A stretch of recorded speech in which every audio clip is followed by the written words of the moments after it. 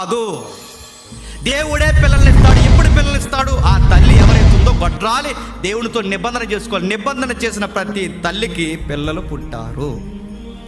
25 ఏళ్ళు ఎదురు చూస్తే శారమ్మ అబ్రహాముకి పిల్లలు పుట్టారు, రాహేలుకి పిల్లలు పుట్టారు, మనవ చేసుకుంటే పిల్లలు పుట్టారు, కమిట్మెంట్ ఇస్తే పిల్లలు పుట్టారు.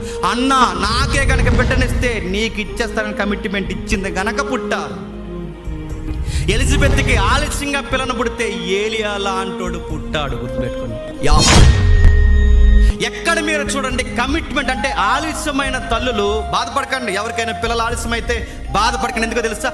పిల్లల్ని ఏ బాధ ఏ ఒప్పుకోలు లేకుండా కనేసిన తల్లుల లెక్క వేరు, మీ లెక్క వేరేదిగా తెలుసా? దేవుడికి మీరు ప్రత్యేకము. ఎంత ప్రత్యేకమో తెలుసా? అందరి గర్భాలు తెలిసిన దేవుడు మీ గర్భాన్ని ఇంకా ఎందుకు తెరవలేదంటే మీ నుంచి ఏదో దేవుడు కోరుకుంటున్నాడు.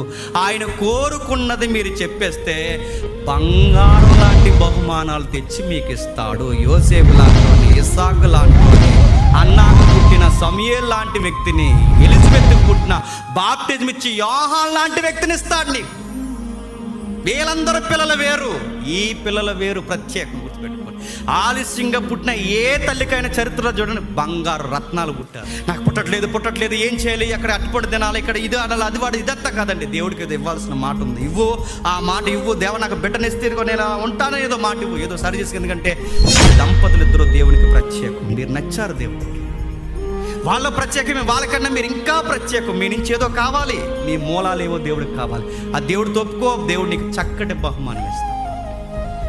ప్రార్థన చేసుకో, ఒప్పుకో, మెడిసిన్ వాడు, రెండూ చేయి. దేవుడు తెరవాల్సిన టైంలో దేవుడు ఖచ్చితంగా కార్యము చేస్తాడు. నేను చూసిన కేసులు చెప్తున్నాను. 20 సంవత్సరాలు వెయిట్ చేసి కేవలం దేవుని నమ్ముకుని వైద్యం చేయించుకుంటే 20 సంవత్సరాల తర్వాత బంగారం లాంటి బంతులు కన్నా తల్లు నాకు తెలుసు. 30 సంవత్సరాల తర్వాత పిల్లల కన్నా తల్లు నాకు తెలుసు. ఏ రోజు దేవుడి మీద సనగలేదు, ఏ రోజు మూఢనమ్మకం దగ్గర పోలేదు, ఎప్పుడు పండు తినలేదు, రాయి మీద రాయట్లేదు. సత్యం బట్టి నిలబడ్డారు, పిల్లల్ని కన్నారు.